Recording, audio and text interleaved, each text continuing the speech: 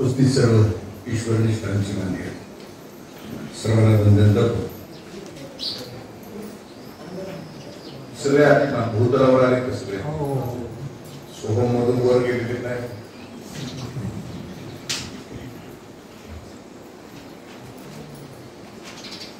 त्याला सोहमला बसायचं नाही, ते आता आले. त्रासच नको.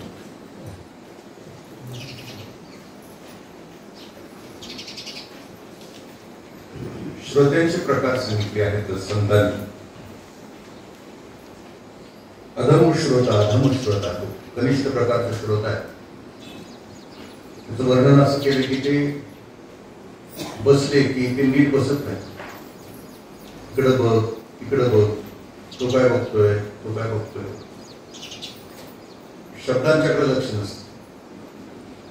भिंतीवर कोणाचे फोटो आहे, भिंतीचा रंग कोणता आहे, मग असाच का दिला असेल रंग, रंग का दिला नाही तो असं. तो कनिष्ठ प्रकारचा श्रोत असतो, त्याचं लक्षच नसतं. उगाच बसायचं म्हणून कोणीतरी बोलून आणले चल असं जबरदस्ती नाही. मी हे वर्णन करताना लागू पडत असेल तर तो योगायोग समजा. मी ते ठरवून बोलत नाहीये की बाबा तुम्ही इकडे बघताय का तिकडे बघताय. मध्यम प्रकारचा श्रोता त्याला म्हटलं की तो बसतो इथं, त्याचं लक्ष असतं, भक्त्याकडे लक्ष असतं, भक्ताच्या हावभावाकडे लक्ष असतं, त्याच्या बोलण्याकडे लक्ष असतं. पण त्याच्या मनाच्या पडद्यावर काहीतरी वेगळं चालू असतं. ते इथं नसतेच. कधी कधी लिंक लागते त्याची इथं, कधी लागते गोष्ट सांगायला सुरुवात झाली, तत्वज्ञान सुरू झाले की पुन्हा तिकडेच जाते, जिथं असायला पाहिजे तिथं जाते. हा मध्यम प्रकारचा श्रोता, म्हणजे लक्षच त्याचं नसतं लक्षात. पुढच्या प्रकारचा श्रोता आहे तो उत्तम प्रकारचा श्रोता. तो इथं बसला की त्याचं लक्ष असतं, शब्दावर लक्ष असतं, शब्दाच्या अर्थावर लक्ष असतं. इथं बसल्यानंतर तो समूहामध्ये सभागृहात बसला की त्याचं लक्ष असतं. अनुभव घेतो तो त्या शब्दाच्या ज्या पंचतन्मात्रा. पंचतन्मात्रा या शब्दाचा अर्थ की मी मोगरा म्हटलं की मोगऱ्याचा वास आपल्याला यायला सुरुवात होतो. तुम्ही अनुभव घेता. शब्दामध्ये ज्या तन्मात्रा लागलेल्या आहेत, शब्द, स्पर्श, रूप, रस, गंध, त्याचा अनुभव तो श्रोता इथं बसून घेतो. पण इथून बाहेर गेला की तो इथंच विसरतो. म्हणजे ह्या उत्तम प्रकारच्या श्रोत्याचं हे लक्षण आहे की सभागृहाच्या बाहेर जाईपर्यंत तो त्या विचारामध्ये असतो. स्वामी विवेकानंदांनी एकदा त्यागावर भाषण दिलं.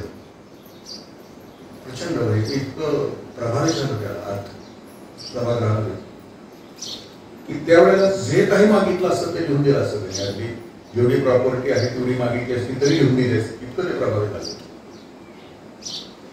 पण बाहेर गेल्यानंतर स्वामीजींना बाहेर पडायला थोडासा उशीर झाला. उशीर झाल्यानंतर बाहेर स्वामीजीने बघितलं तर भांडणं लागली.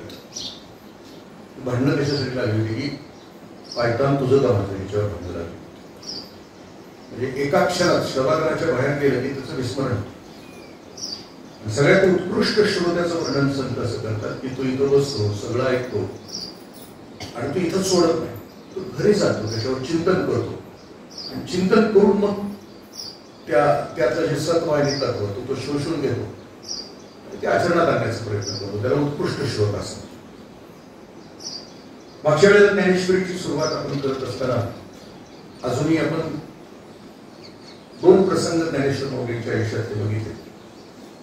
आणि ज्ञानेश्वरी का प्रकट झाली, कशा सगळीनं प्रकट झाली, तत्कालीन आपण भौतिक गोष्टीचा विचार केला.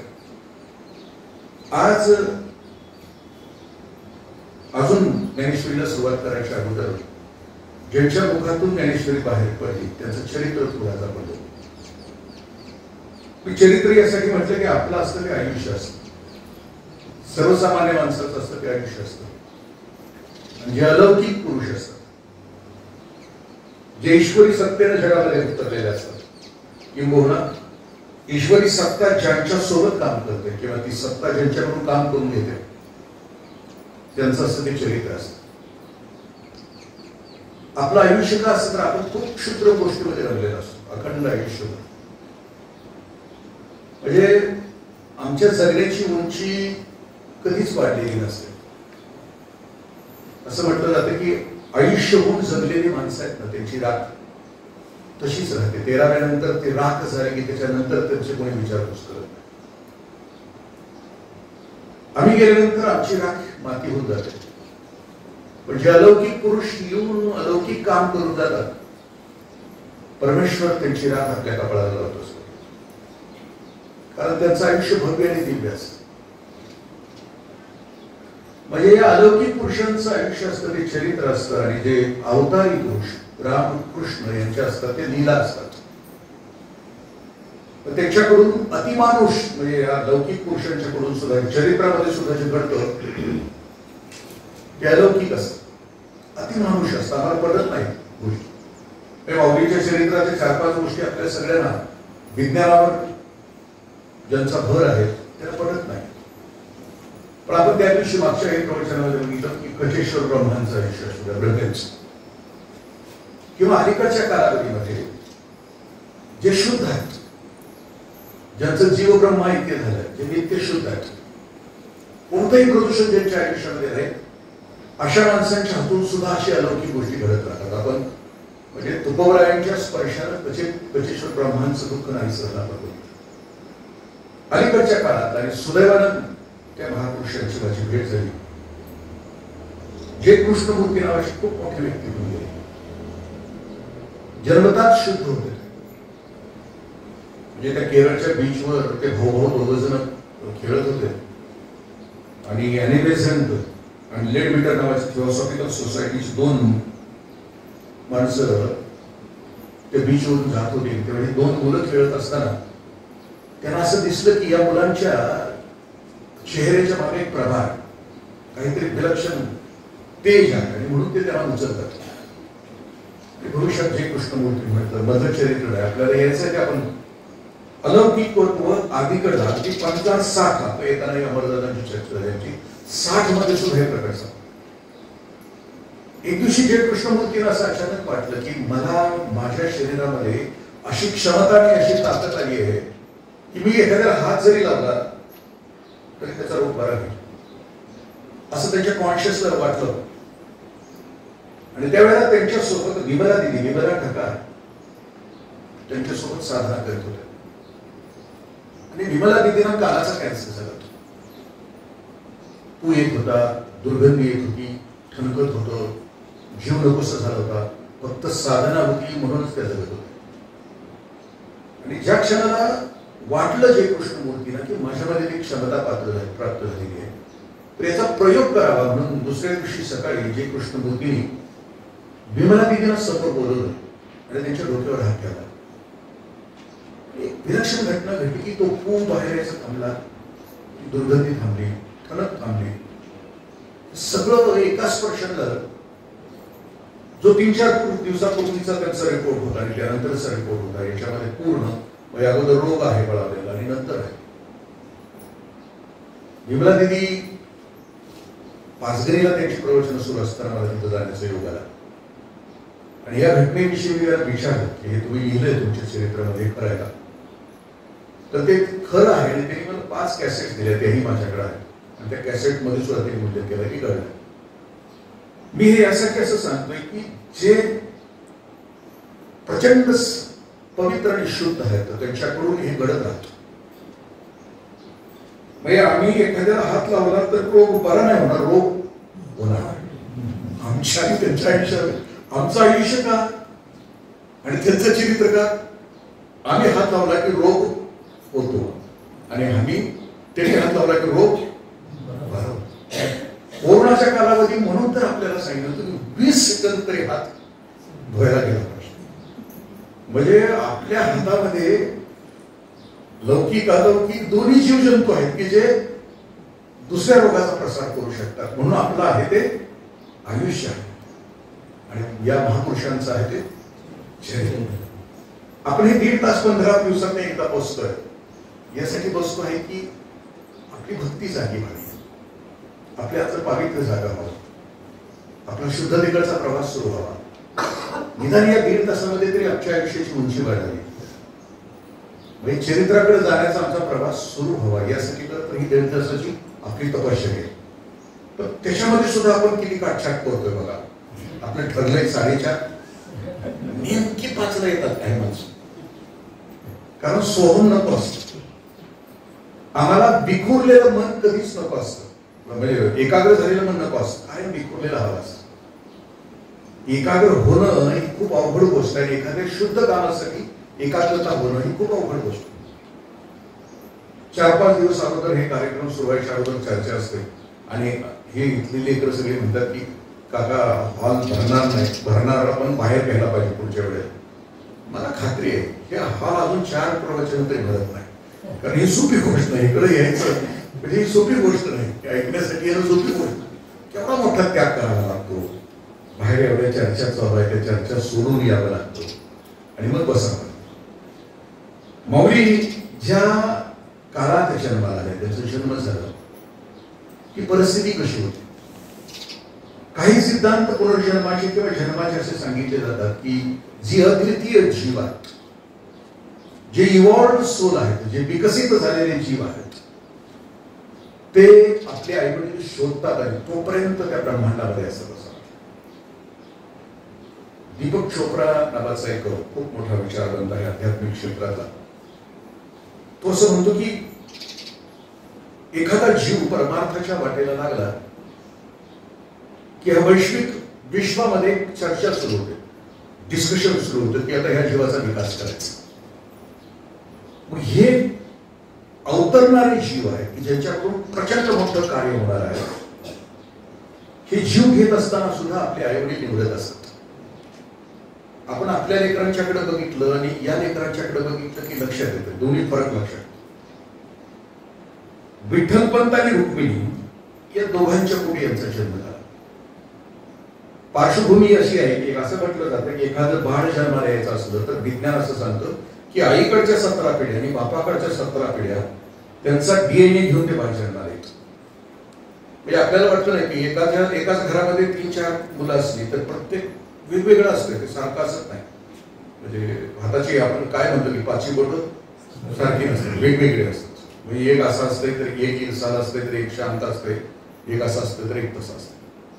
पण ही 4ही लेकरं शर्माला यायच्या अगोदरची जी पार्श्वभूमी आहे, आई वडिलांची जी तयारी आहे, हा गर्भधारण करण्यासाठी जी तयारी आहे ती मोठी विलक्षण आहे. गोविंद पंत आणि मिर्जाबाई हे आपेगावचे विद्वान संत आहेत. विद्वान आयुष्याचं खूप छान जगणारी ही मंडळी, त्यांच्या पोटी विठ्ठलपंत जन्माला आले. इकडं सिद्धोपंत आळंदीला सिद्धोपंतांच्या घरी रुक्मिणी जन्माला आली. विठ्ठलपंत जन्मताच वैराग्यशील स्वभावाचे, कशाची आसक्ती नाही. वैराग्य या शब्दाचा अर्थ आहे की कुठं मन आसक्त होत नाही. बघितलं आमची मन असतात ती लोभी असतात, दिसल ते तर मन चिकटतं, दिसल ते तर मन चिकटतं, बघल ते मला हवा आहे असं वाटत जातं. वैराग्य या शब्दाचा अर्थ असा आहे की ज्या ज्या गोष्टी आयुष्यामध्ये अनुकूल आहेत, भोगण्यायोग्य आहेत, भोगू शकतो तरी परंतु तो भोगत नाही, म्हणजे अनुकूल गोष्टींचा त्याग जिथं असतो त्याला वैराग्यशील असतो. विठ्ठलपंत जन्मालाच वैराग्यशील आहेत. आपल्या लक्षात येईल की आपण वैराग्यशील नाही आहोत. अधिकाचा महिना चालू आहे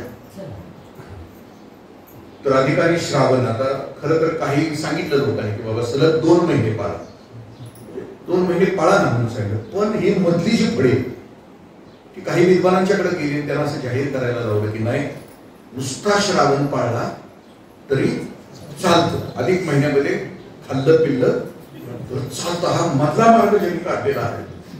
म्हणजे हे आपलं आयुष्य काय आपल्या लक्षात द्यायचं आहे, आयुष्य आणि चरित्राकडे लक्ष द्यायचं. म्हणजे तो श्रावण गडबड असत. श्रावणातल्या अलीकडची अमावस्या तिला नाव पण आपण किती छान दिलं, हा गटारामावस्या. भयंकर प्रिय आपल्याला ते असते, कारण त्यावेळेला सगळ्यात जास्त मर्डर होता. म्हणजे कोंबड्याचे बकऱ्याचे जास्त. म्हणजे वैराग्य या शब्दाचा अर्थ की नाही आसक्ती नाही, समजले. एक एक दुर्गुण जायला संत तथागत बुद्धही म्हणतात आणि संत सत्पुरुषही म्हणतात की 6 विकार आहेत माणसाच्या जीवाच्या आयुष्यातले. एक एक विकार जायला 100 जन्म जावे लागतात. एक मोह नावाचा विकार आहे, 100 वर्ष जावे लागतात. एक क्रोध नावाचा विकार आहे, 100 जन्म जावे लागतात. घासून घासून त्याच्यावर काम करून करून करून करून मग निघून जातात. विठ्ठलपंतांची पूर्वजन्माची पुण्य गेले. ते प्रवास करत करत यात्रा करत करत आळंदीला पोहोचले. आळंदीला सिद्धेश्वराच्या मंदिरामध्ये, म्हणजे आता माऊलीने जी समाधी घेतली त्या समाधीच्या जे मंदिर आहे त्याच्या समोर 3.5 पावले टाकून माऊलींची समाधी, त्या समाधीच्या तिथे विठ्ठलपंत बसले. वैराग्याचं तेज आहे. जे आयुष्य जगतात त्यांच्या चेहऱ्यावर तेज नसतं हे सांगण्याची आवश्यकता नाही. आपल्या चेहऱ्यावर तेज का नाही हे सांगण्याची आवश्यकता नाही. दिवसभर भयंकर उचापती, भयंकर क्लांत, मन थांबत नाही, सारख्या उसाभऱ्या, हे करू का ते करू, हे राहिले ते राहिले, इथं येईपर्यंत ते सगळ्या गोष्टी चालू आहेत. विठ्ठलपंतांच्या चेहऱ्यावर तेज आहे. सिद्धोपंत येत आहेत मंदिरामध्ये, तेजस्वी चेहरा बघतायत, वास्तपुस्त करतायत, विचारतायत आपण कोण, आणि त्यांना घेऊन घरी जातात. घरी गेल्यानंतर ते सांगतात की इथंच राहा, आपण तीर्थयात्रा करता आहात तर काही दिवस इथंच राहा. घरात लग्नाला आलेली मुलगी आहे रुक्मिणी, दिसायला अत्यंत सुंदर आहे, पण तीही तपस्वी. सिद्धोपंतांना असे वाटतं एक दिवशी की राहता एवढा तेजस्वी मुलगा घरात आहे, पवित्र आई बापाच्या पोटी जन्म आहे, वैराग्यशील आहे, तर का नाही याच्याबरोबर आपल्या मुलीचं लग्न लावावं. ज्याला मुलगी आहे त्याच्या लक्षात येईल की जावई शोधताना किती त्रास होतो. शोधल्यानंतर सुद्धा भरोसा नाही की हे नीट लावा, वागवेल का नाही भविष्यात. धोंडा महिन्यामध्ये महाराष्ट्रात किमान 100 तरी पोरींचा जीव जातो. बऱ्याच जमत नाही. तुम्ही कालचा सुद्धा परवाचा मृत्यू बघितला असेल. शिक्षिका आहे, 30,000 पगार आहे, नवरा तिला स्कूटर आणि अंगठी मागतो आहे, धोंडा महिन्याची देता येत नाही म्हणून तो जाळून टाकतो. 3 दिवसापूर्वीचीच कहाणी. काळजाचा तुकडा पाळायचा मुलगी म्हणून, आणि तिला असं स्थळ शोधायचं की ती दिल्या घरी सुखी राहील, हे खूप कठीण काम असतं. सिद्धोपंतांच्या मनात आले की विचारावं तरी बघावं माझ्या मुलीशी लग्न करताय.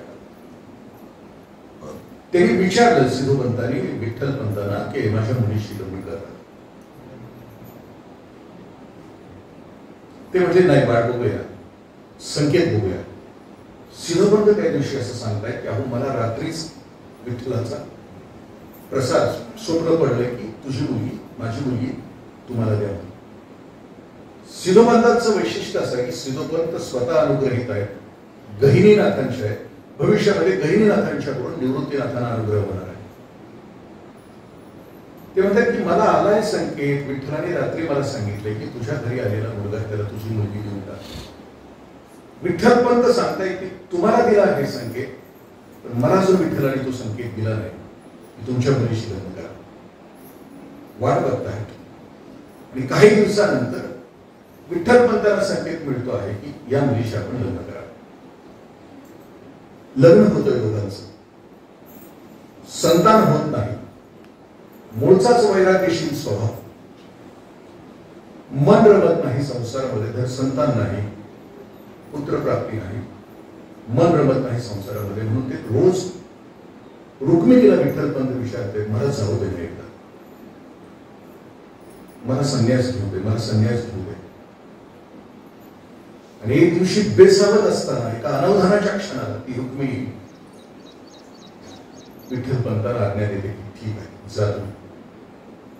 पडत्या फळाची आज्ञा घेऊन घरातून बाहेर पडतात. प्रवास करत करत काशी क्षेत्रामध्ये नरसिंहाश्रम म्हणून आहे, त्या आश्रमामध्ये श्रीपाद स्वामी म्हणून गुरुवर्य आहेत. त्यांच्याकडून ते अनुग्रह घेत आहेत आणि तिथून पुढचा अभ्यास परमशांतीचा, अंतिम सत्याचा, साधनेचा प्रवास ते सुरू करतात. असं कित्येक दिवस सुरू आहे. पण श्रीपाद स्वामींना, त्यांच्या गुरुवर्यांना, की ज्या आश्रमामध्ये राहिले त्या गुरुवर्यांना एकदा इच्छा होती की आपण ही तीर्थयात्रा करावी. काय विलक्षण योगायोग असतो. म्हणजे ह्या महापुरुषांचा, आपण मगाशीपासून एक वाक्य उच्चारतो आहे की या महापुरुषांचं चरित्र असतं आणि अवघं विश्व या जीवांच्या वर आपलं लक्ष ठेवून असतं की घडवायचं काय यांच्या माध्यमातून, नेमकं जगाचं हित काय साधायचंय. आणि त्या सगळ्या पिना, पूर्वी तुम्ही बघितलं असेल की तो टेलिफोन ऑपरेटर असायचा एखादा असेल, त्याच्या हाताखाली पीबीएक्स नावाची यंत्रणा असायची. ज्याचा फोन लावायचा त्याच्या पिन मध्ये ती सरकवली की त्याला फोन लागायचा. अगदी पीबीएक्स सारखं. म्हणजे त्यावेळेला खरं तर कुठली यंत्रणा, जीपीएस नव्हतं, कोणतंही नव्हतं, काही नसताना सुद्धा श्रीपाद स्वामी बरोबर आळंदीला येतात. त्याच वेळेला त्याच सिद्धेश्वराच्या मंदिरामध्ये आहेत. आणि त्यावेळेला रुक्मिणी त्या पिंपळाच्या झाडाला प्रदक्षिणा घालत्या. ती रोज हजारो प्रदक्षिणा घालत्या की माझ्या पतीने परत यावं, मला संतान हवं. सर्वसाधारण स्त्रीची त्या काळातली जी साधारण सुखाची संकल्पना होती की मुलं बाळा व्हावीत आणि आपला संसार सुखाचा होऊन पार व्हावा, ही जी सर्वसाधारण संकल्पना होती ती संकल्पना व्हावी यासाठी त्या पिंपळाच्या झाडाला ती रोज सत्पुरुष म्हणजे श्रीपाद स्वामी मंदिरामध्ये असताना तिच्या प्रदक्षिणा पूर्ण झाल्यानंतर ती श्रीपाद स्वामींच्या चरणाजवळ जाते आणि ती नमस्कार करते. नमस्कार केल्यानंतर श्रीपाद स्वामी, मी मागच्या वेळेला सांगितले की मोठी माणसं ही आशीर्वादच देतात, शुद्ध मनाची माणसं ही आशीर्वादच देतात, आमच्यासारखी शिव्या देतात. मनाविरुद्ध असो अगर नसो या गोष्टी असतात. नमस्कार केल्या केल्या मी श्रीपाद स्वामी म्हणतात पुत्रवती भव. पुत्रवती भव म्हटल्यानंतर ती पुन्हा नोंदका देते. श्रीपाद स्वामी असं म्हणतात की माझा आशीर्वाद कधी कुठा ठरत नाही. तू असं का, तू खिन्न का झालीस, तू दुःखाचा हुंकार का दिलास.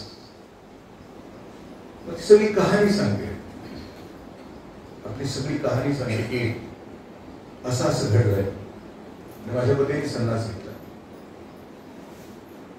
श्रीपाद स्वामी तिला पुन्हा विचारतायत की तुझ्या नवऱ्याच्या पुन्हा सांग, तू कसा आहे, दिसायला कसा आहे, बोलायला कसा आहे, तो चालतो कसा, तो बोलतो कसा. श्रीपाद स्वामींच्या लक्षात येतं हे दुसरे तिसरे कोणी नाही, विठ्ठल पंतच आहे. परमेश्वर कुणाला कसा भेटत असतो. एक वाक्य इंग्लिश मध्ये असं म्हटलं जातं की जग सपाट आहे आणि जग खूप छोटा आहे. आणि त्यावेळेला तर अशी परिस्थितीच नव्हती, कुठलीच दळणवळणाची साधना नव्हती, कुठलीच कम्युनिकेशनची साधना नव्हती. अशा त्या कालावधीमध्ये श्रीपाद स्वामी येत आहेत काय, भेट होते काय, खानाखुना पटतायत काय, आणि पटल्यानंतर ते पुढे जात आहेत. असं घडत असताना किंवा जात आहे.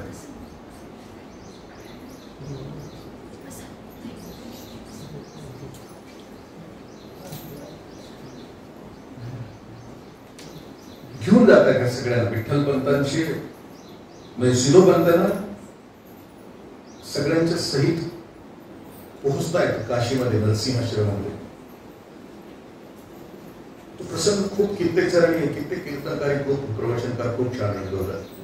पोहोचल्या पोहोचल्या ते हात मारतायत की नाव त्यांचं ठेवले असं चैतन्य. हाक मारल्याबरोबर आजची हाक वेगळी आहे हे चैतन्य स्वामींच्या लक्षात येतं.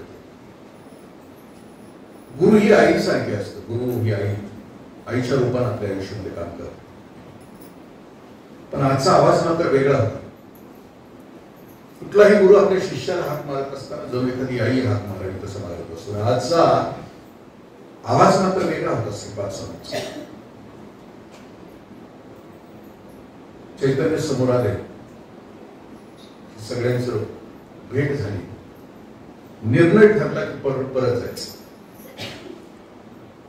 फक्त परत जात असताना एक खूप मोठी चूक झाली असं म्हटलं जातं की परत येताना त्यावेळेला त्याला 4 वर्णाश्रम, 4 वर्ण होते. समाज त्या 4 वर्णामध्ये जगत होता. ब्राह्मण, क्षत्रिय, वैश्य आणि शूद्र. पण संन्यासाश्रम जो पुढचा आश्रम स्वीकारलेला आहे, 4 आश्रम सांगितले. ब्रह्मचर्य आश्रम, गृहस्थ आश्रम, वानप्रस्थ आश्रम आणि संन्यास आश्रम. ब्रह्मचर्य आश्रमामध्ये स्वतःचा विकास करायचा, गुरूंच्या जवळ राहून. गृहस्थ आश्रमामध्ये धन कमवायचं, म्हणजे ब्रह्मचर्य आश्रमामध्ये विद्या कमवायची, गुरूंच्या जवळ राहून. गृहस्थ आश्रमामध्ये पैसे कमवायचे. त्याच्या पुढच्या आश्रमामध्ये समाजाचं ऋण फेडायचं आणि निघून जायचं. डायरेक्ट गृहस्थ आश्रमामध्ये वानप्रस्थाश्रम गाळून गृहस्थाश्रम पूर्ण न करता विठ्ठलपंत संन्यासाश्रमामध्ये गेले. आता त्याला परत यायचं होतं. पुढे गेलेल्या माणसानं पाठीमागं आलं की तो 5व्या वर्णाचा होऊन जातो. हे त्यावेळेला मानलं जातं. त्यावेळेला येताना त्यांनी शुद्धीपत्रक आणायला पाहिजे की ज्या गुरुने त्याला परत पाठवलं त्यांनी द्यायला पाहिजे होतं लिहून की यांच्याकडून अशी चूक झाली.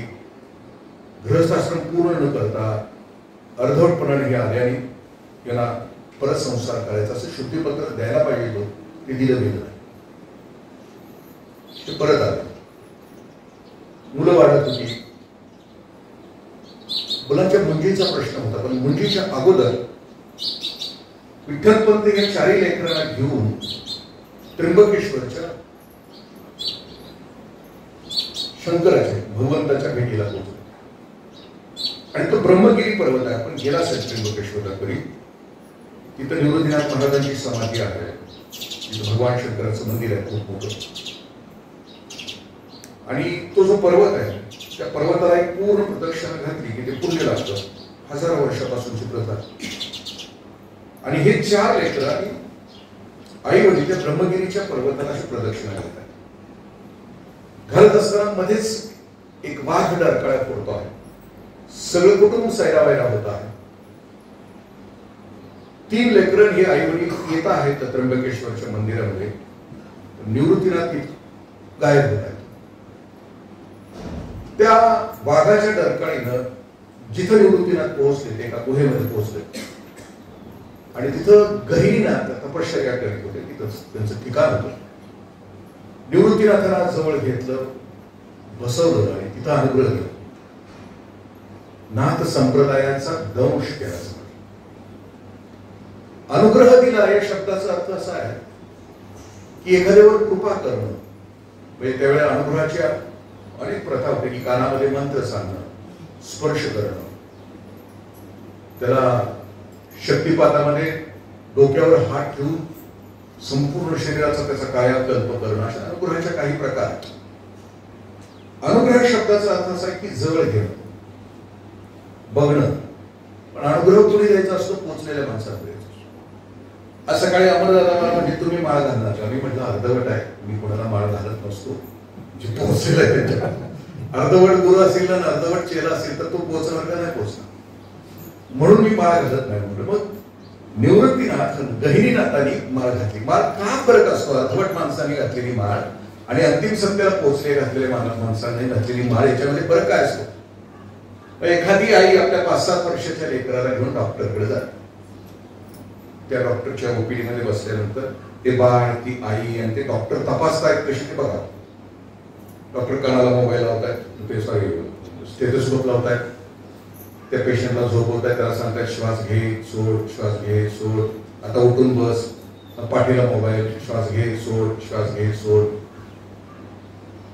तिथली तपासणी झाल्यानंतर डॉक्टरला इनडोअर पेशंटकडे जातात तपासणी. मुलानं बघितलेलं असतं. मग मुलगा आईला म्हणताय तू झोप. मग ते आईला झोपवते. आई आपल्या कानात स्टेथोस्कोप घालते डॉक्टरचा आणि ते आईला म्हणते श्वास घे सोड, श्वास घे सोड, उठून बस, पाठीला स्टेथोस्कोप लावतोय, श्वास घे सोड. बाहेरनं दिसायला दोन्ही क्रिया सारख्याच आहेत. डॉक्टरच्याही कानात स्टेथोस्कोप आहे, मुलाच्याही कानामध्ये स्टेथोस्कोप आहे. पण डॉक्टरनी कानाला स्टेथोस्कोप लावल्यानंतर त्यांना ज्या रोगाचं निदान होतं त्याचं जे ज्ञान डॉक्टरला आहे ते ह्या लेकराला दोन्ही क्रिया सारखे. मग आता मी जर अमरदादाला जर माळा घातली तर ते लहान मुलांना घातल्यासारखी होईल, म्हणून तो कधी अनुग्रह होत नाही. कारण जे आत्म जाणलेलं असतं तेच गुरु असतात, ते पोहोचलेले असतात, त्यांना ही क्रिया करायची असते. गहिनीनाथांच्याकडून कृष्ण नामाचा अनुग्रह घेतल्यानंतर ही चारी लेकरं आणि आई वडील परत येतात. परत आल्यानंतर मुंज करायची आहे. त्यावेळेला मुंज जातीचे गवत असतं, तिची एक मेखला करायची असते आणि ती कमरेला बांधायची असते आणि वडिलांनी आपल्या लेकराला गायत्री मंत्राची दीक्षा द्यायची, असा काहीतरी तो प्रकार आहे. हा पुनर्जन्म असतो. म्हणजे असं म्हटलं जातं की 8व्या-9व्या वर्षी बाळाची द्विज करायचा असतो, म्हणजे तो पुनर्जन्म असतो बाळाचा. म्हणजे वडिलांनी आपल्या मुलाला ती दीक्षा, मंत्राची दीक्षा द्यायची असते. वडिलांनी द्यायची असते, पण वडिलांनी का द्यायची असते? कारण वडील त्या ताकदीचा असतो. वडिलांनी त्याच्या 8व्या वर्षी मंत्र दीक्षा घेतलेली असते. तो आयुष्यभर मंत्रजप करत असतो. मुलगा 8 वर्षाचा होईपर्यंत मंत्रजप अखंड करत असतो आणि मगच तो मंत्र बाप आपल्या मुलाला देतो. आपल्याला देता येईल का? आपल्याला आता मुलाला 8व्या वर्षी द्यायचं झालं तर काय द्यावी लागते? शिव्यांची दीक्षा द्यावी लागेल, कारण आपलं तेवढंच पाठ किंवा 50 खोके किंवा काय झाडी काय डोंगर हेच आपल्या लेकरांना आपल्याला पुढे द्यावं लागेल. 8व्या वर्षी मुंज होत नाही. आळंदीची ग्रामसभा भरते आहे. आई वडील 2 जण जात आहेत. तो प्रसंग मागच्या वेळेला आपण बोललो. आई वडील सांगतायत की माझ्या मुलाला द्या, त्यांचा पुढचा प्रवास आपण सुरू करूया. प्रायश्चित्त द्या. प्रायश्चित्त हे 2 जण भोगतात. त्या रात्री 2 जण निघून गेले. काशीला त्याने देहांत स्वीकारला. तिथून पुढं काशीला पोहोचले गेल्यानंतर की या 4 भावंडांना 4 लेकरांना पुन्हा यावं, समाजात घ्यावं ही इच्छा होती. ते ग्रामसभा आळंदीची असे म्हणते की आम्ही नाही देऊ शकत, तुम्ही पैठणला जा. पैठणच्या धर्मसभेने जर तुम्हाला शुद्धीपत्रक दिलं तर आम्ही मुंज करू, त्याचं बीज करू. आई वडील तर नाहीयेत, शुद्धीपत्रक तर आणायचं आहे. निवृत्तीनाथ महाराज आणि ज्ञानेश्वर माऊलींचा दोघांचा खूप छान संवाद आहे. म्हणजे निळवरायांनी जे चरित्र लिहिले त्या चरित्रामध्ये खूप दोघांचा संवाद आहे. ते एकमेकाला असं म्हणतात की कशाला हवी आहे आपल्याला, कशाला जगायचं, कशाला पाहिजे आपल्याला शुद्धीपत्रक. आत्मस्वरूपाच्या ठाई काहीच नसतं, काहीच अशुद्ध नसतं. म्हणजे एक निवृत्तीनाथ महाराज आत्मस्वरूपावर बोलत आहेत. ज्ञानेश्वर माऊली म्हणतात की नाही, कुळाच्या म्हणून आपल्याला हे करावं लागेल. ह्या जगामध्ये राहायचं आहे. शरीर धारण केलेलं आहे, तर धारण केलेल्या शरीरानं जी कर्म आहे त्याची कर्म आपल्याला नित्य नैमित्तिक जी काही कर्म दिलेली असतील ती सगळी कर्म आपल्याला पार पाडावी लागतात. दोघांच्या मध्ये एकमत होतं. म्हणजे एक अंतिम सत्याच्या बाबतीत बोलतो आहे आणि एक म्हणतोय की व्यवहारात राहायचं तर आपल्याला हे काम करावं लागेल. 4 जण पोहोचतायत पैठण नगरीमध्ये. आल्यानंतर ते विनंती करतायत तथाकथित धर्मपंडित पीठाला की आम्हाला हवं आहे शुद्धीपत्रक द्या. बऱ्याच वेळेला असं सांगितलं जातं धर्मपीठ किंवा 4 वेदाचा एक ब्रह्मवाक्य आहे. 4 वेदामध्ये अहम ब्रह्मस्मी, मीच ब्रह्म आहे. अयमात्मा ब्रह्म, मी आत्मस्वरूप आहे. तत्वमसी, ते मीच आहे. प्रज्ञान ब्रह्म, प्रज्ञा याचा अर्थ की जे प्रकट होत आहे, जे बोललं जात आहे ते प्रकट ज्ञान सुद्धा ब्रह्म आहे.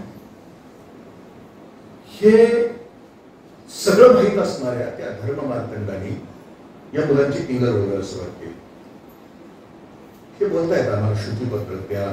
आमच्या वडिलांनी आई वडिलांनी प्रायश्चित्त घेतलंय, प्रायश्चित्त घेतल्यानंतर तरी आम्हाला द्या, आम्हाला शुद्धीपत्रक द्या. निकाल असं दिला जातो की बाळांनो नाही शुद्धीपत्रक, तुम्ही आता नामस्मरण करा, तुम्ही चिंतन करा, भक्ती करा, काय आवश्यकता आहे. नाहीतर संन्यासाच्या पोरांनी काय करायचं असतं, अशा प्रकारचा निर्णय होतो, तुम्ही भक्ती करा. तरी आग्रह धरतायत. शेवटी ते धर्म मार्तंड यांना विचारतायत की नावं काय आहे तुमची मला. पण नावं सांगितल्यानंतर ही चौघजण नावं सांगतायत: निवृत्ती, ज्ञानदेव, सोपान, मुक्ताबाई. एक हर्षाचे कारण जपून केलं.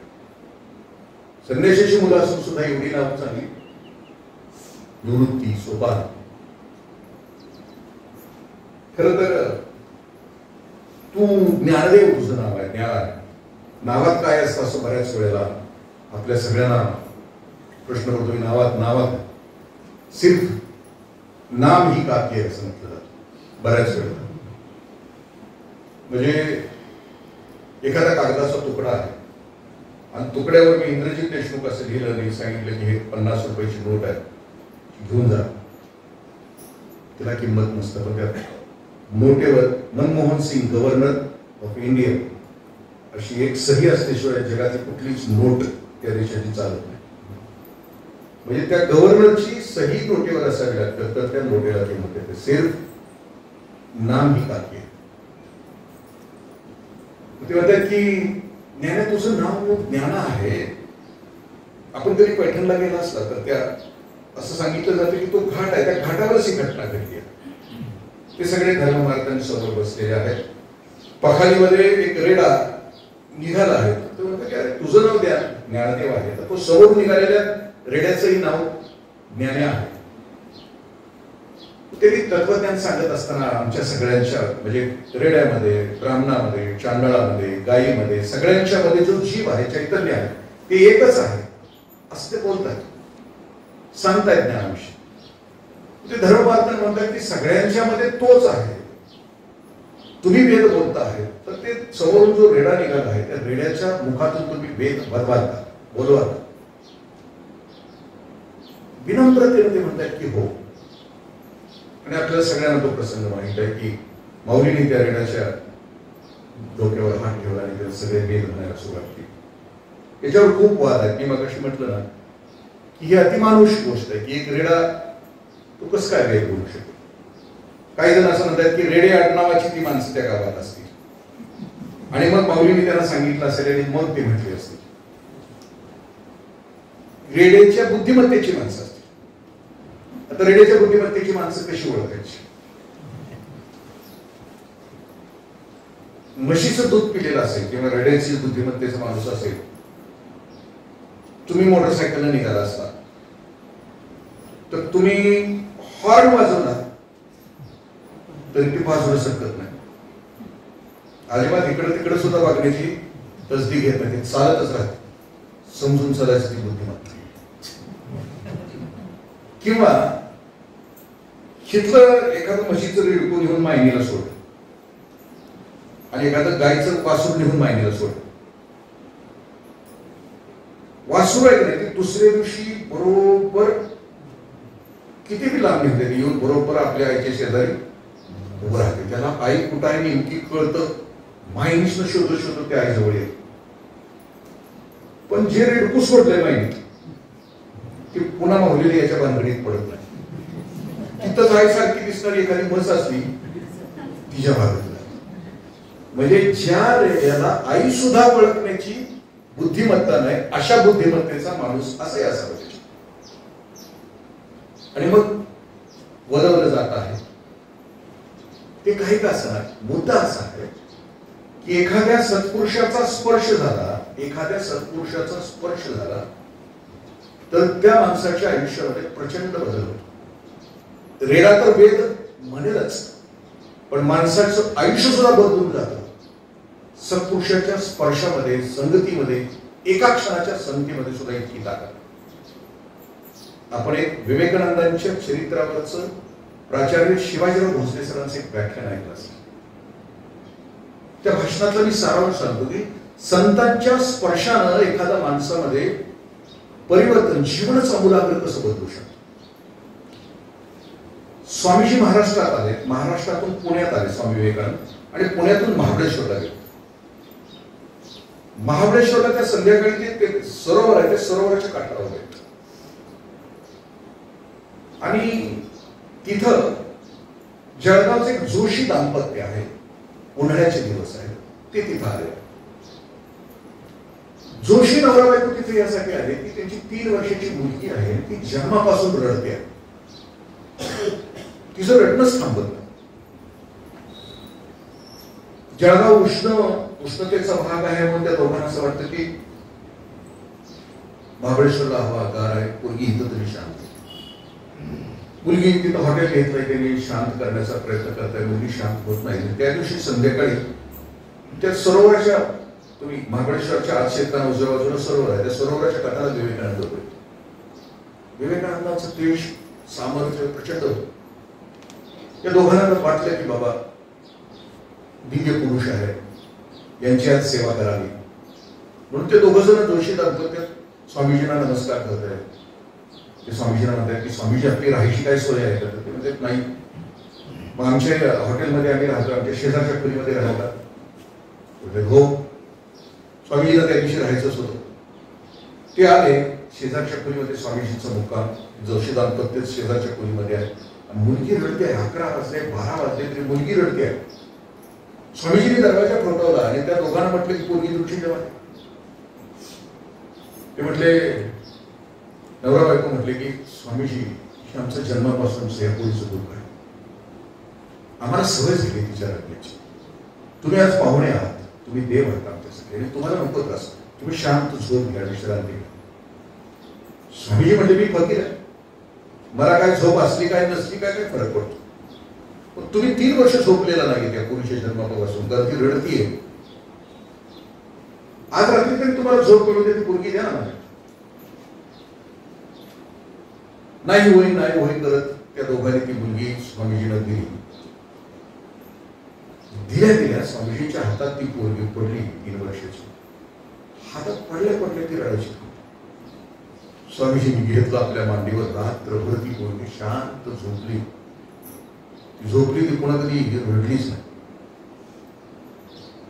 हे व्याख्यान प्राचार्य शिवाजीराव भोसले सरांचं सांगलीच्या पटवर्धनांच्या राजवाड्यामध्ये सुरू होताना त्यांनी हा प्रसंग सांगितला. आणि प्रसंग सांगितल्यानंतर ते ऐकायला पटवर्धन घराण्यातले एक वयस्कर आजी तिथं उपस्थित होती. भाग्यश्री पटवर्धनची आजी. आता लक्षात येईल सगळ्यांची. असे संदर्भ दिले तर ते पटकन. मैंने चाय पिया नावाचा चित्रपट, मैंने प्यार किया नावाचा चित्रपट आहे. त्या चित्रपटाची ती हिरोईन आहे, तिची ती आजी. उल्का आल्यानंतर संध्याकाळी जेवायला भोसले सर बसले आणि जेवताना त्या आजी म्हटल्या पटवर्धनच्या की सर, तुम्ही ज्या मुलीची कहाणी सांगितली की ज्या आई वडिलांनी ती मुलगी स्वामीजींच्या हातात दिली, ती दुसरी तिसरी कोणी नाही, ती मीच आहे. त्यावेळेला मी रडायचे थांबले ते थांबले. माझं लग्न राजघराण्याशी झालं. आयुष्यभर मी समृद्धीमध्ये भक्ती आहे. एक स्पर्श सत्पुरुषांचा झाला, अख्खं जीवन बदलून जातं. रेडा तर काय घेऊन बसला. ज्या जीवात जो जीव या महान सत्तेच्या सहवासामध्ये येतो, की ज्याला महान सत्तेचा खूप आशीर्वाद आहे, अशाच्या सहवासामध्ये असतं तर त्याचं जीवन बदलून जातं. रेड्याला घेऊन मागच्या वेळेला सांगितल्याप्रमाणे आले, नेवासी नगरीमध्ये आले. ज्ञानेश्वरी प्रकट झाली. ज्ञानेश्वरी अमृतानुभव तिथंच लिहिला. ते झाल्यानंतर पुन्हा ते प्रवास करत करत आळेफाट्याकडे गेले, नाशिकच्या बाजूला. तिथं तो त्या रेड्यानं शेवटचा श्वास घेतला. त्याचे अंत्यसंस्कार करून ही मंडळी परत आली. पंढरपूरमध्ये 4 जण आले. पंढरपूरमध्ये आल्यानंतर नामदेवरायांना समजलं, गोरोबांना समजलं, चोखोबांना समजलं. माऊलींचं वैशिष्ट्य असं की माऊली ज्या काळात जन्माला आले ना, तेव्हा प्रत्येक जातीत एक संत झाला. ईश्वर निष्ठांची मांदियाळी गॅगच्या गॅग घेऊन खाली आले होते. व्यक्ती आलेच नव्हते. कारण अंतिम सत्य हे कुठल्या जातीला घेऊन प्रकट होत नसतं. एखादा जीव, एखादा शरीर धारण करत असताना सगळे बघा, चोखोबापासून बंगोबा, रोहिदास, कबीरदास, सावतोबा, नामदेवराय, सगळे ईश्वर निष्ठांची मांदियाळी एकाच वेळेला. सगळा समाज. तो गमतीशीर प्रसंग आपल्या सगळ्यांना माहित आहे की सगळे बाळवंतामध्ये चालले आहेत. नामदेवराय दिसल्या ज्ञानोबरायांनी नमस्कार केला. निवृत्तीनाथांनी नमस्कार केला. नामदेवराव यांना मोठे होते. या दोघांनी नमस्कार, तिघांनी नमस्कार यासाठी केला की अखंड जया देवाचा शेजार. नामदेवरायांच्या सोबत प्रत्यक्ष पांडुरंग बोलता आहे, त्यांच्या हातचं खातं आहे, कीर्ती त्यांची अखंड पांडुरंगाचा शेजार. सगुण रूपामध्ये पांडुरंग ज्याला भेटतायत असा महान पुरुष समोर असल्यामुळं यांनी नमस्कार केला. पण नामदेवरायांनी फिरून नमस्कार नाही केला तिघांना. आणि त्यावेळेला मुक्ताई पाठीमागून म्हणते, पोरा तू पोरा. गोरोबा काका तिथं आहे, त्यांनी गोरोबा काकांना विनंती केली जाते की जरा मडकी तपास. मडकी तपासल्यानंतर नामदेवरायांच्या डोक्यामध्ये गंमत अशी आहे, ज्याला परमेश्वराची प्राप्ती झाली आहे, ज्याच्या हृदयामध्ये अंतिम सगळ्या गोष्टी प्रकट झालेल्या आहेत, त्या माणसाला कुठल्याही वेदना होत नाहीत. तुम्ही म्हणजे आता समजा एक उदाहरण माझं परमनंट आपण ऐकले ते, शारीरिक दुःख असू द्या, मानसिक दुःख असू द्या, ज्याला ईश्वराची प्राप्ती झाली आहे त्याला त्या गोष्टी स्पर्श करत नाही. म्हणजे ते तटस्थपणे बाजूला राहतात. कबीर जाता आहे, कुत्रा येतो आहे, कबीरांच्या पायाची एक लचका तोडताय, डावी पिंडरी तोडताय, तरी कबीर चालतातच. कुत्र्याला एवढ्या विलक्षण राग येतो म्हणतो की हे पहिलाच माणूस आहे, सावल्यानंतर हा थांबला नाही, शिवी दिली नाही, अंगावर दगड फेकला नाही, हा शांत चित्तानं जातो आहे. कुत्र्याला राग आला, पहिलंच गिराय कसं भेटलं होतं की बाबा फिरून कसं काही झालं नाही. माणसाची जात तुमची माझी नुसतं म्हणजे इथं माझ्याकडे येत नाही त्याला कारणच ते एक माणूस. पण ती असं झाल्यानंतर ते काय आहे, कुत्र्याला लागलं, कुत्र पळत गेलं, दुसऱ्या पायाच्या पिंडरीचा लचका पडला. कबीर चालतातच आहे, रक्त सांडतच आहे, मांसाचे दोन्ही गोळे तुटलेले आहेत आणि कबीर खूप छान असत चालत. कुठलाच कुई नाही की उई नाही. नुसतं इंजेक्शनची सुई जवळ आल्यावर यायच्या अगोदरच, पण इकडं सुई भरल्यानंतरच इकडं तोंडावर हात सुरू होतो कित्येक माणसांचा. म्हणजे ज्यांचा होतो त्यांच्या लक्षात येत असेल, नुसती सुई दिसली तरी दोन्ही लचके तुटले. कबीरांना कोणीतरी थांबवत आहे, ते म्हणते की कबीरजी बहरा है खून. कबीरांचे वाक्य आहे, कुत्ता जाने शमला जाने. त्याचं होतं, त्यानं खाऊन टाकलं. चेहऱ्यावर नामदेवरायांच्या कपाळावर ज्या वेळेला ते सपाट मारलं तेव्हा ते जोरात ओरडले, अरे करताय काय, वेदना सहन झाली नाही. तिथनं उपदेश झाला, औंढ्यानाथला गेले, विसोबा केसरांचा अनुग्रह घेतला, तो नामदेवरायांच्या चरित्राचा वाच. परत आल्यानंतर या चौघांनी ठरवलं की उत्तर भारतामध्ये जायचं. उत्तर भारतामध्ये हे चौघ जण आणि नामदेवराय बरोबर निघाले. उत्तर भारत, संपूर्ण उत्तर भारत फिरून आणि जम्मू काश्मीर पर्यंत यांचा प्रवास उत्तर भारताचा झाला. नामदेवांचे चरित्र म्हणजे नामदेवरायांना वर का घेऊन गेले, प्रयोजन काय होतं. नामदेवरायांची होती ती भक्ती होती, द्वैताबद्धी होती. विसोबाच्या खेसरांच्या नंतर ज्ञानामध्ये रूपांतर झालं आणि नामदेवरायांच्याकडे सामर्थ्य होतं कीर्तनाचं. भविष्यामध्ये भागवत धर्माचा प्रचार उत्तर भारतामध्ये करता यावा यासाठी भविष्यातली कार्याची दिशा काय असावी हे दाखवण्यासाठी ज्ञानेश्वर माऊलींनी नामदेवरायांना बरोबर घेतला आणि उत्तरेकडचा प्रवास केला.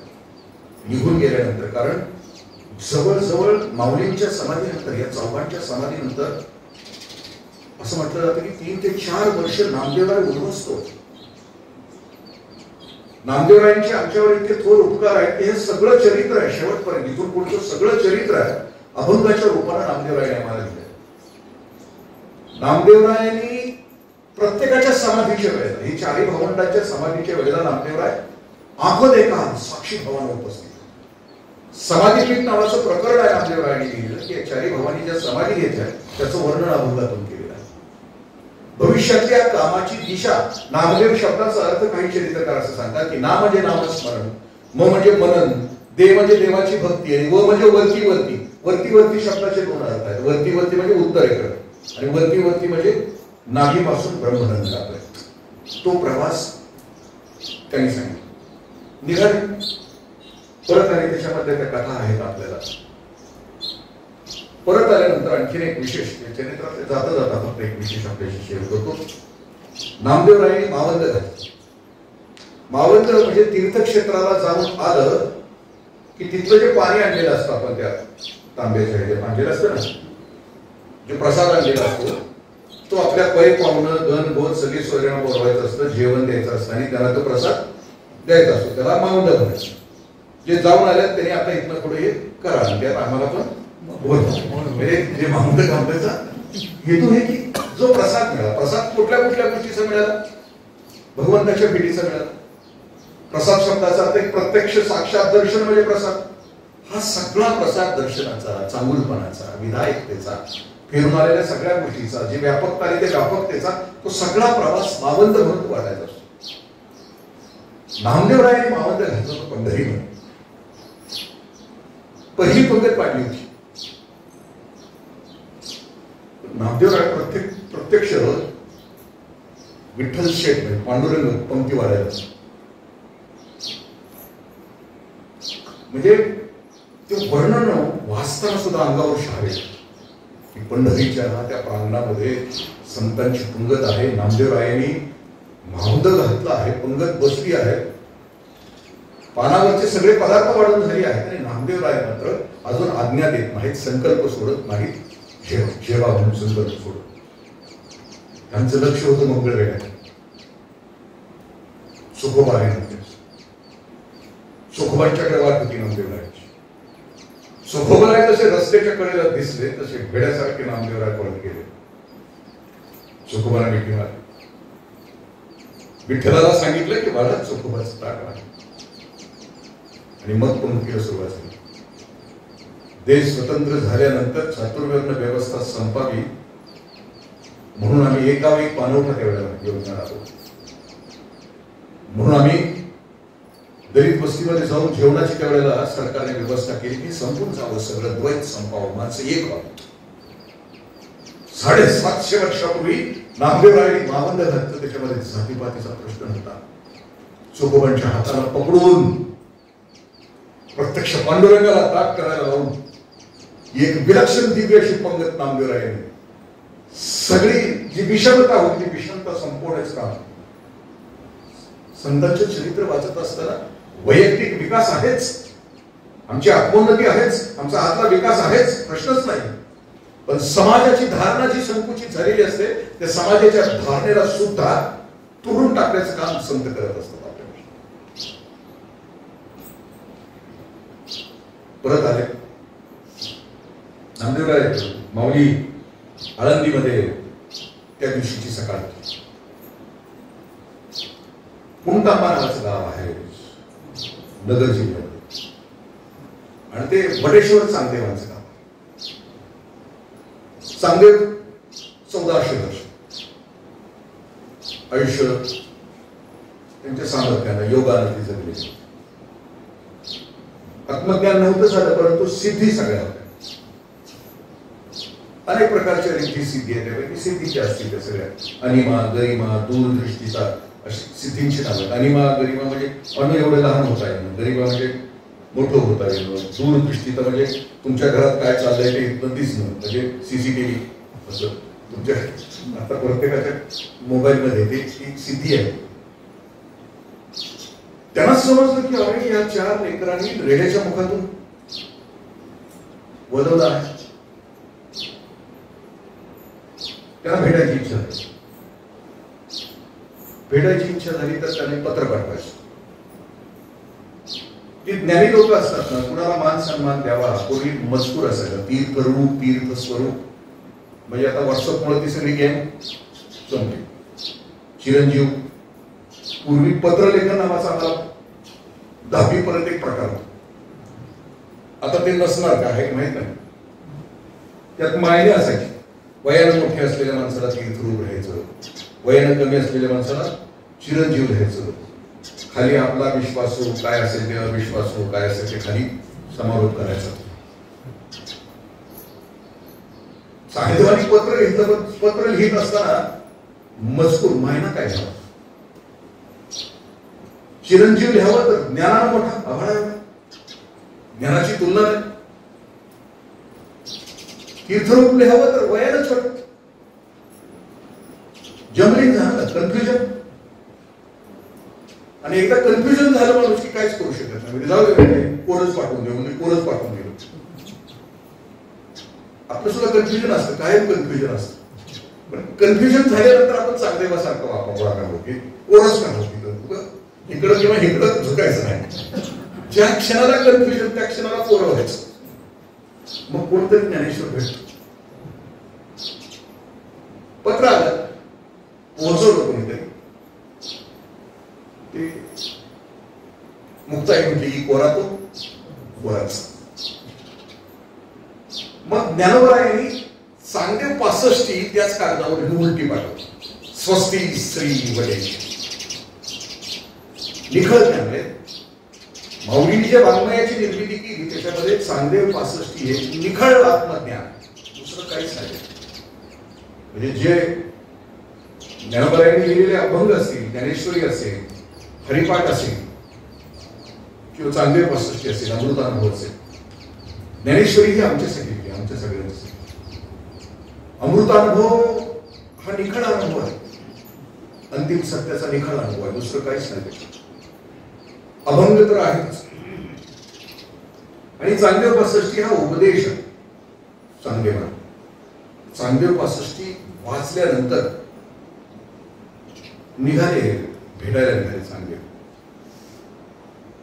दुसऱ्यावर इम्प्रेशन मारायचं असलं, बऱ्याच वेळेला आपल्या घरात आपण दुसऱ्यावर इम्प्रेशन मारायचं असलं तर दुसऱ्याच्या वस्तू आणून वगैरे इम्प्रेशन मारतो, जे आपल्या घरात नसतं. ते सतरंजा वगैरे असं असलं तर हे सगळे आपल्याच आहेत, पण दुसऱ्यावर दिसवत. मग यांना वाटलं की चांगदेवानं आता मारायचंय, माऊलींच्यावर इम्प्रेशन मारायचं, तर कसं इम्प्रेशन मारायचं. मग ते प्रसंग आपल्याला माहिती आहे, चित्र बघितले लहानपणी. सिंहावर बसले, चाबूक हातामध्ये घेतला, हजारो शिष्य बरोबर, आणि हा निघाला तांब्यावरून, हा सगळा पसारा निघाला. सकाळ झाली होती, चारी भावंड भिंतीवर बसली होती. कुणीतरी सांगितलं की चांगदेव येत आहे. बऱ्याच वेळेला जी अहंकारी मंडळी असतात त्यांना नमवायचं असतं तर त्यांना चमत्कार दाखवावा. स्वतःच्याच विश्वास जगणारी जी माणसं असतात त्यांना फटका द्यायचा असला तर त्यांना चमत्कार दाखवावा. 1400 वर्षाचं आयुष्य जगून सुद्धा आत्मस्वरूपाला प्राप्त न झालेल्या माणसाला संतांच्या भेटीला जाताना कसं जावं हे कळत नसेल. याज्ञवल्क्य ऋषी हे राजा जनकाच्या राज्यामध्ये याज्ञवल्क्य ऋषींचा आश्रम होता. जनक हा चक्रवर्ती राजा, पण ज्या वेळेला तो याज्ञवल्क्य ऋषींना भेटायला जायचा त्यावेळेला रथ लांब उभा केलेला असायचा. अंगावरचे सगळे दागदागिने ते काढून ठेवायचा, राजाचे वस्त्र सगळे राजवस्त्र, आणि साध्या वेशामध्ये. कारण कधीही ज्ञानी माणूस अंतिमतः श्रेष्ठ, संपत्तीवाला माणूस कधीच श्रेष्ठ असू शकतो, सत्ताधीश कधीच श्रेष्ठ असू शकतो. आपण आजही बघतो आहे, सत्ताधीश संपत्तीधीश श्रेष्ठ असते तर लोकांनी पालख्या त्यांच्या उचलते. म्हणजे सत्पुरुषाला भेटायला जात असताना आपली घमेंड बरोबर घेऊन जायची नसते. माऊलींची ओवी आहे 4थ्या अध्यायामध्ये, ते ज्ञान पैगा बरवे जरी मनी आधी आणावे, संता या भजावे सर्वस्व. ते ज्ञानाचा कुठा जेथ सेवा हा दारवंता, तो स्वाधीन कुरळी सुभटा ओळखा. म्हणजे माऊली असं म्हणतात की संतांच्या भेटीला जायचं असेल तर विनम्रतेने आणायची, प्राडो पिडो अशी मोठी गाडी आणायची, अशी लावायची दारात, ही आपली गाडी आहे सवय असते. तसं त्यांना वाटलं असेल चांगदेवाला. आणि मग ही चारी भावंड सकाळी गुण खात बसलेली आहेत, आता काहीतरी करायला पाहिजे म्हणून माऊलीने आपल्या त्या भिंतीला म्हणजे चल ग. मी मगाशीच सांगितलं की इतकी ताकद असते त्यांच्या बोलण्यामध्ये. नुसतं चल ग म्हटलं की निघाली. 8 ऑगस्ट 1942 ला 2 शब्द गांधीजी उच्चारले, चले जाओ. 33 कोटी भारतीय जनता उठली ना, चले जाओ. आपण आपल्या पोराला म्हटलं चले जाओ, जात नाही. कसं जाईल? आपली अवकात त्याला माहिती ना, आपण कसं जगलो ते बघितले ना, ते जाईल कसं? आपल्या जीवावर जगलेलं, वाढलेलं, पोचलेलं पोरग आपलं ऐकत टाकतच नाही. म्हणजे त्या जीवात जीव असताना, सगळं असताना सुद्धा पोरग ऐकत नाही. पण संत आणि सत्पुरुष असले तर निर्जीव भिंत सुद्धा चालण्याची ताकद त्याच्या निर्जीवाला क्षमता बघा. आणि ते गेले, दोघांचा संवाद झाला, तिथून गेले चांगले. आता मात्र समारोपाची वेळ आली होती. लिहून झालं होतं सगळं, जगाला द्यायचं ते सगळं झालं होतं. आणि मग पंढरीला आले माऊली. पांडुरंगाला सांगितलं ते मुशी की आता निघायला. लोकांना कळतं संतांचं वैशिष्ट्य कोणतं आहे, अवतारी पुरुषांचं वैशिष्ट्य कोणतं आहे. जन्म कधी घ्यावा, कुठं घ्यावा हे त्यांना माहित असतं. मृत्यू कुठं घ्यावा हे अवतारी पुरुषांना माहित असतं. प्रभू रामचंद्राला, भगवान श्रीकृष्ण दोघांनाही जन्म कुठं घ्यावा आणि आयुष्याचा समारोप कुठं करावा, कधी करावा या ज्ञान, दोन्ही गोष्टीचं ज्ञान आहे. असं म्हटलं जातं की संतांना जन्म कुठं घ्यावा माहित नाही, पण निघून कधी जावं हे त्यांना चांगलं माहित असतं. लांबचा प्रवासाला सुरुवात कधी करायची.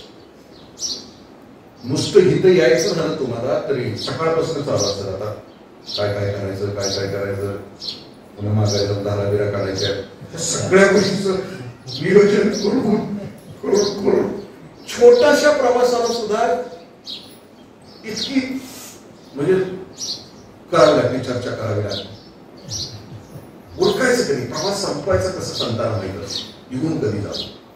पांडुरंगाला सांगितलं, नामदेव राय त्या दिवशी कीर्तनात सांगितलं की निघाले, संजीवन समाधी घ्यायला निघाले. गंमत आहे, जो हा पुरुष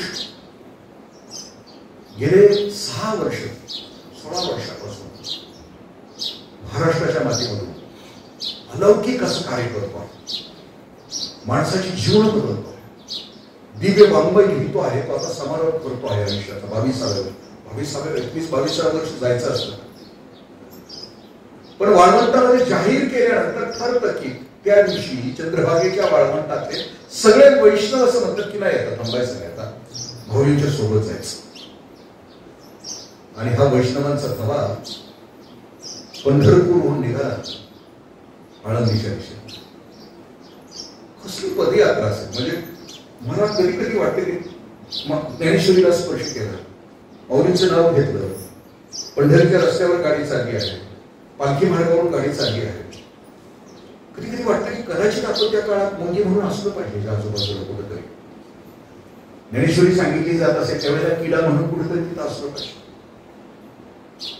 केवढे भाग्यवान लोक असतात की ह्या ज्या महापुरुषाच्या मुखातून प्रत्यक्ष ज्ञानेश्वरी अनुभूत आहे, या महापुरुषाच्या सोबत पदयात्रा चालता आली. किती विलक्षण लोक असतील जी त्यांच्या बरोबर असतील, किती भाग्यवान लोक असतील, पावन असतात या सगळ्या गोष्टी. म्हणजे त्या त्या ठिकाणी ते का घडतं त्याचा विचार पुढच्या वेळेला आपण करू. पण हा समारोप आहे, पटकन संपवा. माऊली निघाल्या पंढरपूरच्या बाजूला. एक एक पाऊल टाकत असताना वैष्णवांच्या मनामध्ये घालणे होते.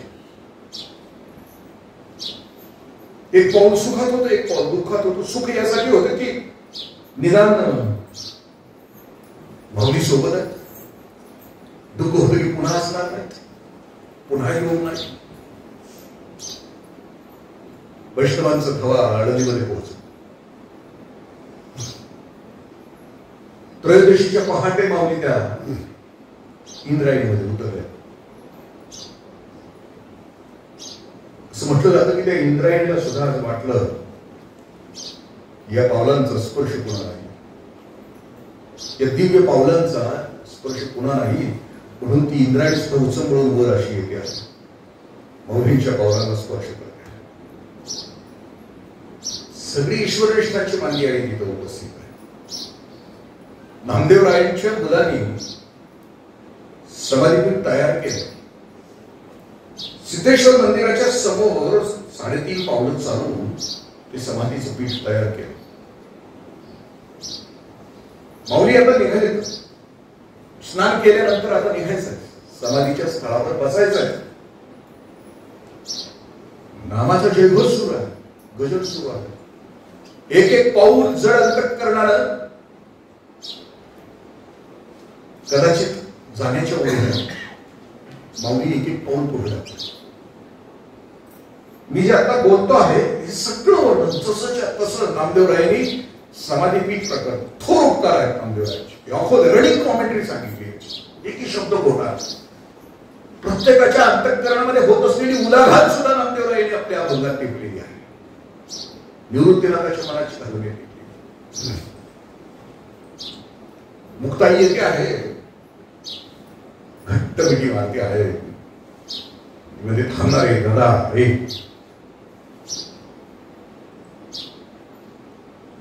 थांबलास, राहिलास, जगाला सुखी करण्यासाठी प्रयत्न केलास, पण आम्हाला थांबला तू दादा आहेस ना. संत जरी होते, ज्ञान जरी होतं, तरी शरीर धारण केल्यामुळं त्या योगाला येणाऱ्या प्रारब्धाचे भोग होतेच ना त्यांच्या वाट्यात. भाऊ आपला दिसणार नाही इथून पुढं, ह्या वेदना होत्या ना त्या बहिणीला. बहिणीची वज्र मिठी सोडवली आणि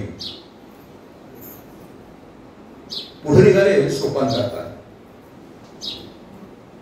वय वर्ष 17. सोपान काकाने मिठी मारा म्हणजे थांबणार दादा, राहिले ना रे, अजून खूप राहिलंय. माऊली पुढे सरकत. आता मात्र निवृत्तीनाथ महाराज समोर होते. समाधीच्या समोर डाव्या बाजूला निवृत्तीनाथ महाराज, उजव्या बाजूला नामदेवराय. आणि आता निवृत्तीनाथांच्या मनाचं वर्णन केलं. निवृत्तीनाथांनी माऊलींना घट्ट मिठी मारली. भाऊभावाला भेटला, गुरु शिष्याला भेटला. धाकटा आपल्या अगोदर जाणार आहे, दिसणार नाही याच्या बाबतीची व्यथा नामदेवरायांनी अभंगातून खूप सुंदर मांडली. कशी झाली अवस्था मोठ्या भावाची. कारण आई वडील निघून गेल्यानंतर निवृत्तीनाथच आई होते, निवृत्तीनाथच बाप होते, निवृत्तीनाथच श्रोता होते, गुरु सखा मित्र सगळंच ते होते. नामदेवरायांनी वर्णन केले कसं झालं होतं, अंतःकरण कसं विलीन झालं. बांधल्या पेंडीचा सुटला सियाळा, तरण रानवाळ उधळली. बांधलेली पेंडी असावी, वारापैकी सक्त दिशी अवकाशामध्ये उडते. निवृत्तीनाथांच्या मनाची अवस्था झाली, विलीन अवस्था. बांधल्या तळ्याचा फुटलासे पाठ, ओघ 12 वाटे मुरले. हे बांधलेलं तळ असावं, ते फुटावं. फुटल्यानंतर तळ्याच्या पाण्याला दिशा असत नाही, सैरावयाला पाणी सुटते. तसं या मोठ्या भावाने धरून ठेवलेला जो बांध होता, माऊली दिसल्या दिसल्या तो बांध तुटला. डाव्या बाजूला निवृत्तीनाथांनी धरलं, उजव्या बाजूला नामदेवरायांनी धरलं.